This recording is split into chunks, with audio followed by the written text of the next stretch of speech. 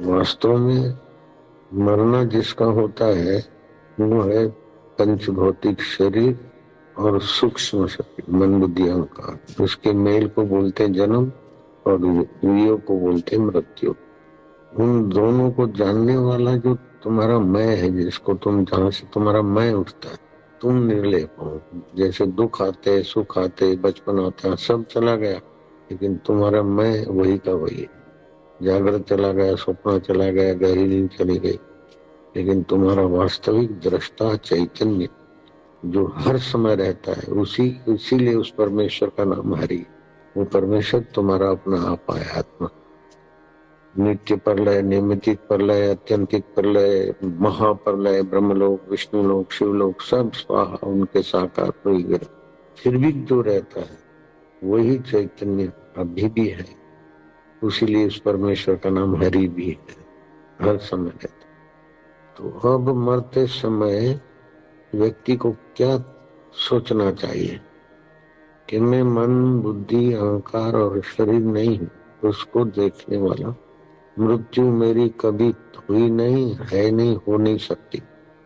मैं अमर आत्मा, आकाश के नहीं व्यापक, आकाश से भी ज्यादा सूक्ष्म अपना मेरा आपा है। ओम ओम ओम बोलने से उसमें बड़ी मदद मिली। और वास्तव में तुम्हारी मौत होती नहीं है, बिल्कुल पक्की बात है। मौत होती है तो स्थूल और सूक्ष्म शरीर का वियोग, जन्म होता है तो उनका शरीर। तो तुम्हारा वास्तविक स्वरूप तो मुक्त है, लेकिन जन्म मरण चित्त के दोष से होता है। तो चित्त की वासना मिटती है ना, वासना क्षय, मनोनाश और बोध, ये तीन बातें हो जाए, बोध माना अपने आप का ज्ञान, तो मुक्ति तो सहज में है। लेकिन अभागे विकारों ने और अभागे अहम ने मुक्त आत्मा स्वभाव को ढक लिया और अपने को 84 में डाल दिया है। तो कुल मिलाकर जिसकी मृत्यु नजीक है वो ये वेदांत विचार करे। समर्थ रामदास ने भी कहा, भक्ति मार्ग में आगे बढ़ना हो तो वेदांत विचार करना चाहिए, दासबोध में लिखा। तो जीवित व्यक्ति को सावधान रहना चाहिए कि सत्वगुणी खुराक, सत्वगुणी माहौल, दुराचार से बचे, सदाचारी लोगों का संपर्क करे, नियम रखे, महीने में 4 दिन 8 दिन मौन रखे। लेकिन जिनकी आयुष्य पूरी हो रही है और शरीर शांत हो गया है, उनके लिए भजन बनाया ताकि उनको भी मदद मिले। और मृतक व्यक्ति के पीछे लोग रुदन करके अपना भी मन शोकातुर न करे, और मृतक व्यक्ति के लिए भी वासना और गंदगी पैदा न करे। गरुड़ पुराण में लिखा है, जो मर जाता है उसके पीछे रोते हैं तो आंखों के आंसू और नाक से गंदगी बहती है, उसको पीनी पड़ती है। इसलिए मृतक व्यक्ति के पीछे रुदन नहीं करना चाहिए, कीर्तन करना चाहिए। कीर्तन तो करते लोग हैं, लेकिन महाकीर्तन क्या है कि मृतक व्यक्ति का सदगति करने वाला ऐसा भजन बना है कि उस भजन को आप लोग सुन लेना। ऐसा कोई है ही नहीं जो नहीं मरे शरीर, तो आप भी उसके लिए भजन करना, और भजन में वो भाव करना कि तुम आकाश रूप हो, चैतन्य हो, व्यापक हो। भगवान अपनी शरण में रखो तो भगवान अपने धाम में रखेंगे, और भगवान अपने शरीर में ही ले लेंगे। चलो, शिशुपाल भगवान के शरीर में समा गया, फलाना समा गया, ठीक मान लिया। लेकिन जब विष्णु लोग, ब्रह्म लोग, चल मेरे भैया, तो ब्रह्मा जी में जो घुसे हुए वो भी तो चल हो जाएंगे। हाँ, ये व्यवस्था है कि ब्रह्मा जी ब्रह्म उपदेश देंगे तो भी अपने ब्रह्म स्वभाव में मुक्त हो जाएंगे। विष्णु जी भी देंगे तो ऐसा भी हो सकता है। लेकिन अभी से तुम भगवान में घुस के इतने साल रहो, उसकी अपेक्षा भगवान जिसमें अभी है उसी में तुम पहुंच जाओ। आसान भी है, और अभी से मुक्ति का अनुभव करो। मरने के बाद का वायदा बेकार है, जीते जी अपने आत्मदेव को जानो। तो कुल मिलाकर अभी आज जो भजन तुम सुनोगे, उस भजन को अभी से ही मृतक व्यक्ति के लिए सदगति दायक बने, और अपने लिए भी अभी से ही काम में आए।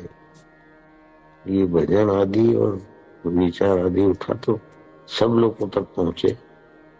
मंगलमय जीवन मृत्यु पढ़ना मृतक व्यक्ति के लिए, उसमें भी प्रेरणा है। और फिर इस भजन को जहां भी कोई मृतक व्यक्ति चले गए हों अथवा जाने वाले हों तो वहां भजन दोहरा दिया। कहीं भी समझो कि अब ये जाने वाला है अथवा अपन जाने वाले हैं, तो तुलसी की सूखी लकड़ियां थोड़ी इकट्ठी करके कुटुंबी अथवा कोई मृतक व्यक्ति के पेट पर, आंखों पर, मुंह पे, शरीर में अग्नि संस्कार के समय अगर तुलसी की लकड़ियों का, तुलसी की माला का सानिध्य हो तो वो कैसा भी जीवन जिया हो दुर्गति से बचेगा और ऊंची गति पाए। ऊंची गति के बाद भी परम शांति, परम गति तो परमात्मा साक्षात्कार से होती है। ये भजन परमात्मा साक्षात्कार के लिए नींव का काम करे। धन्य है वे लोग जो इसको सुन पाते हैं, सुना पाते हैं। इसके रहस्य में बुद्धि को थोड़ा सूक्ष्म करे तो कठिन नहीं है। अपना आपा जान ले। आप मरने वाले नहीं, अनुभव नहीं भी करते हो ना, फिर भी ऐसे भी कैसे मरने से गंदा, पापी से पापी व्यक्ति मरता नहीं है। उसका सूक्ष्म शरीर दूसरे शरीर में जाता है, जन्मता है, मरता है, जन्मता है, मरता है, लेकिन उसका शुद्ध स्वरूप कभी नहीं मरता। अभी तुम जो मरने की तैयारी में, उसको भी स्वभाव कि तुम चैतन्य हो, आत्मा हो, दुख को जानते हो, सुख को भी जानते हो और मृत्यु को भी जानते हो। सूक्ष्म शरीर से तुम देख रहे हो अपने देह को, तो तुम्हारी मृत्यु नहीं हुई। शरीर की मृत्यु वास्तव में मृत्यु नहीं है। एक दूसरे की देखकर उसका भय है। शरीर को मैं मानने की बेवकूफी है। अपने को मैं मानो तो बस हो गया। जो दुख को, सुख को, मृत्यु को, जीवन को जानता है वो कौन है? खोजोगे तो उसी में शांत हो जाओगे। रोज खोजना चालू करो, मैं कौन हूँ, कौन, तो उसी की शांति में गहराई में पहुंच जाओगे। तुम्हारा अपना आपा परम शुद्ध है, परम पवित्र है, शाश्वत हो तुम। अधुना मुक्त हो सी, अभी तुम मुक्त हो। लेकिन ऐसा सुना सुना है मैं मुक्त हूँ, फिर जो आया सो खा लिया, जो आया सो कर लिया। वास्तव में तो तबाही हो जाएगी। कीट पतंग आदि तिर्यक योनि में, वृक्ष आदि योनि में बहुत दुख भोगने पड़ते हैं। इसलिए ब्रह्म ज्ञान उसी को पचेगा जिसको सत्वगुण की प्रधानता है, संयम की प्रधानता है, सद्गुरु के वचनों की प्रधानता है। अब ये भजन ध्यान से सुनना, उसका एक एक अक्षर ओ तो उसी ब्रह्म को प्रार्थना करनी है जो अभी है सबके हृदय में। जिसने तन छोड़ा उनको अपनी शरण में लीजिए, अपने स्वरूप का दान दीजिए, अपने सच्चिदानंद स्वभाव में उसको जगाइए। देव जाने वाले का नाम लेके भी बोलो, फलाने सच्चिदानंद स्वरूप हो, चैतन्य हो, परमेश्वर तुम्हारा, तुम परमेश्वर के हो। जगत की वासना छोड़ो, किसी से बदले लेने की या कुछ भोगने की वासना छोड़ो। सारे सुखों का सार है परब्रह्म परमात्मा का साक्षात्कार।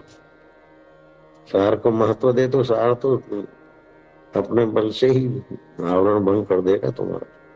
मैंने प्रभु को पाने को महत्व दिया तो वही प्रभु ने बोला कि जाओ लीलाशाह जी के बाद सभी रूपों में मिलूंगा, और मिल भी गए। ये तो मैं जिंदा जागता तो इसका साक्षी हूँ। ओम नारायण नारायण नारायण। धन्य हो सुनने वाले।